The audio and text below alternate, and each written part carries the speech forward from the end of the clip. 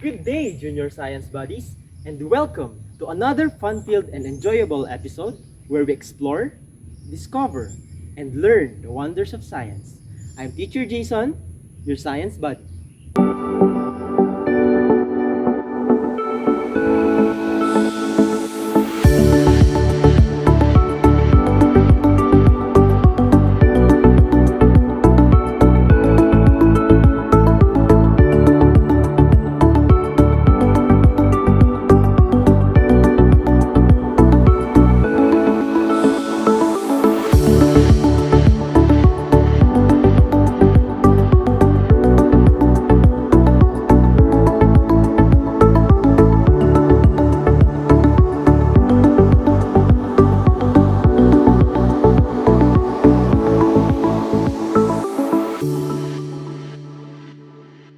Before we continue with our journey, here are our objectives. First, infer that waves carry energy. Second, differentiate transverse from longitudinal waves and mechanical from electromagnetic waves. Third, identify the parts of a wave. And fourth, relate the characteristics of a wave to our lives. Are you ready? Let's go!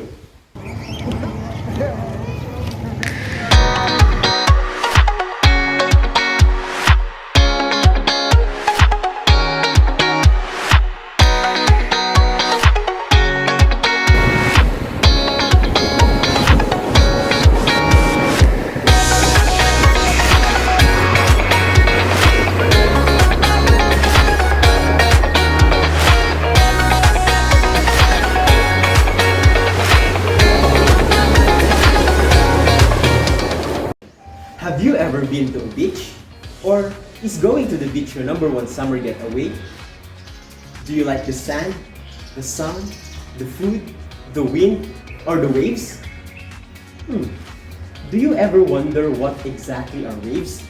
Or how and why do they happen? Well, you're lucky because today we are going to talk about waves, its motion, and its propagation.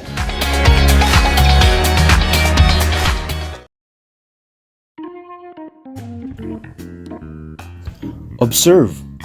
What am I doing? Exactly. I am waving my hand. Now, observe my palm. What am I doing to make a wave? Correct. I am making a side-to-side motion with the palm of my hand. The movement that we do with our hands when we are waving is called a vibration.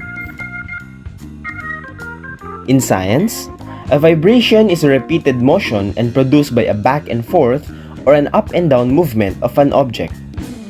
A vibration causes wave. When you observe a wave, the source is always a vibration. Waves occur all around us. When we throw a stone into a lake, water waves spread out from the splash. When you strum the strings of a ukulele, sound waves carry the music all around you. When you switch on a lamp, light waves flood the room.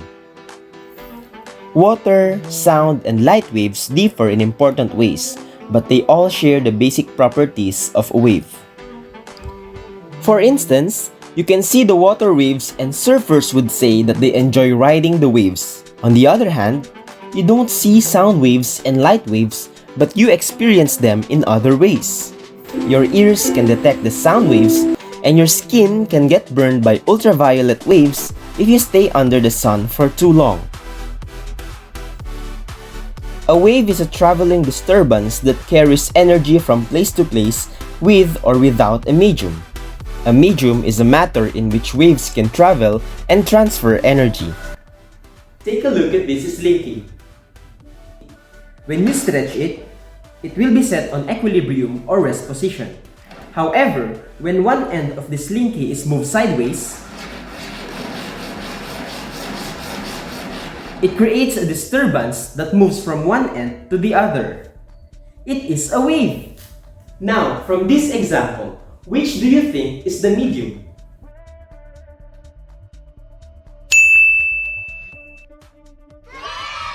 You're right, it is the slinky because it is where the disturbance or the wave travels. There are two types of waves according to the presence or absence of a medium. We have electromagnetic wave and mechanical wave. Electromagnetic waves are waves that do not need medium to propagate. Examples of electromagnetic waves are radio wave, visible light, microwave, and X-ray. These waves are arranged according to their frequency and wavelength in an electromagnetic spectrum. On the other hand, mechanical waves are waves that need medium to propagate. Examples of mechanical waves are sound waves, water waves, and spring waves. Mechanical waves can be further classified according to the motion of the particles of the medium transmitting them. These are transverse and longitudinal wave.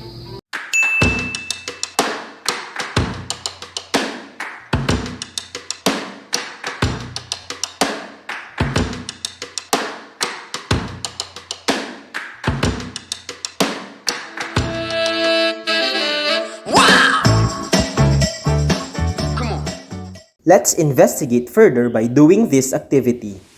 We need rope, slinky, and chair. First step, tie one end of the rope to a stable place like the edge of a chair.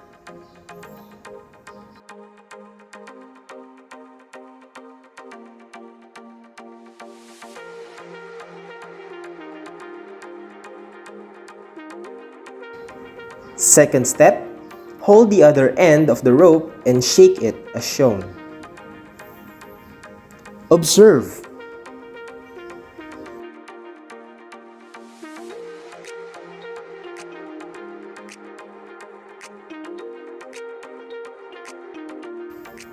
Now, you may write your observation from the activity performed by answering these guide questions.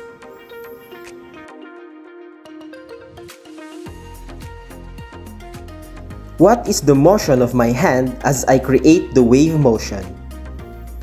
What is the motion of the wave with respect to the source?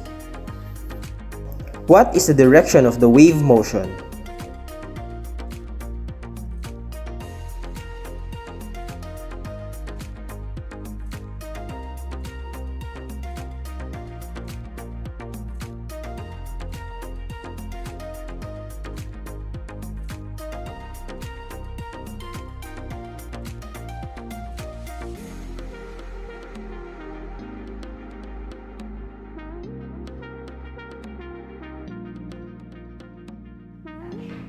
Very good! The direction of my hand is up and down, and the direction of the wave is also up and down, but the direction of propagation is from left to right. Transverse waves are waves in which each particle moves perpendicularly to the direction of the wave motion. Transverse waves move vertically up and down. One example of a transverse wave is the wave from the rope. Other examples include ripples on the surface of water, vibrations in a guitar string, electromagnetic waves, and seismic S waves. On the next activity, we're going to use a slinky. First step, secure the slinky on the edge of a chair. Second step, hold the other end of the slinky and shake it as shown. Observe.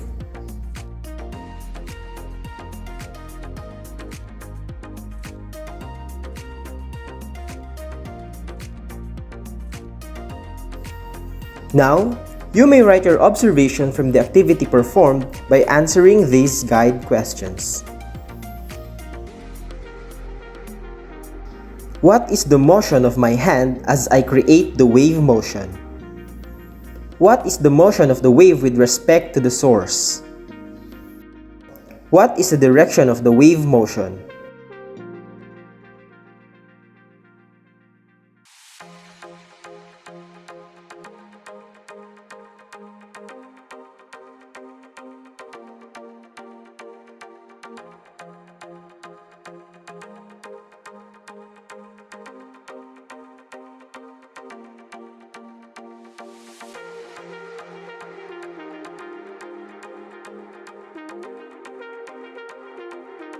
Very good.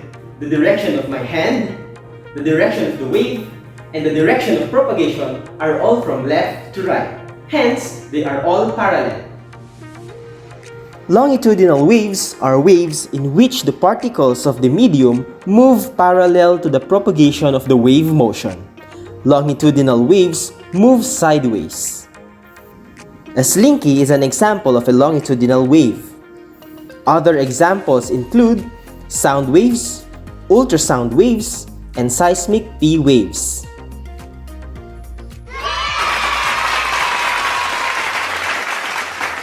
To understand more about waves, let us talk about its parts. Most periodic waves have sinusoidal waveforms as shown. This is the normal position or the equilibrium. The highest point of a wave is called the crest, and the lowest point is called the trough.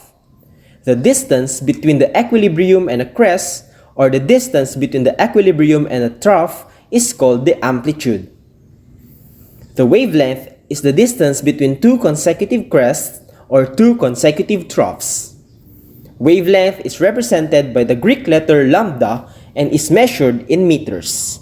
Wave frequency, on the other hand, is the number of waves that pass a fixed point in a given amount of time, and frequency is measured through hertz. In longitudinal waves, they have compressions and rarefactions. Compression is a region where the particles are the closest together, while rarefaction is a region where the particles are spread out.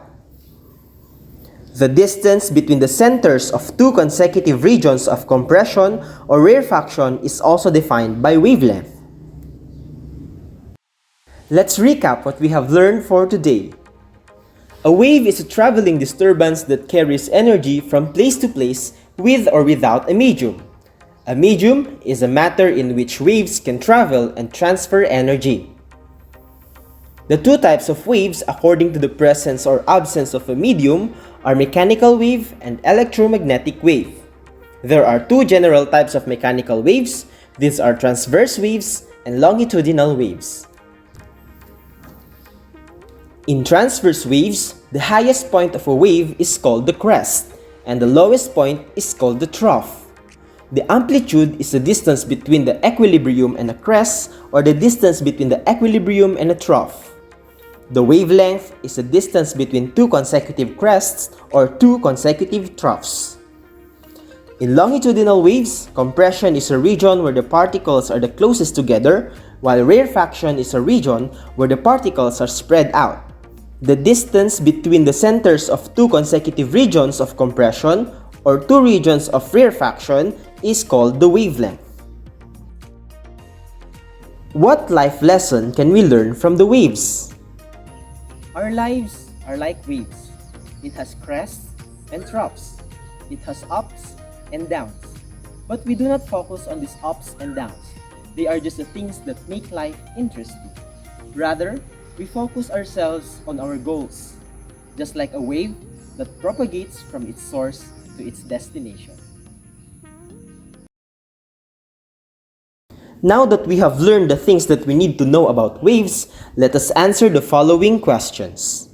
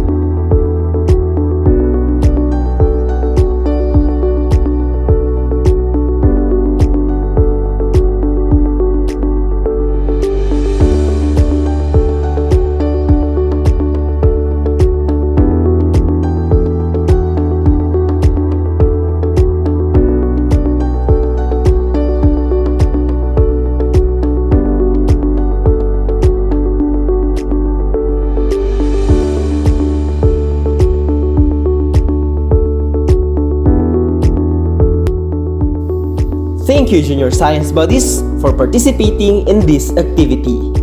Again, I'm your teacher Jayson, your science buddy.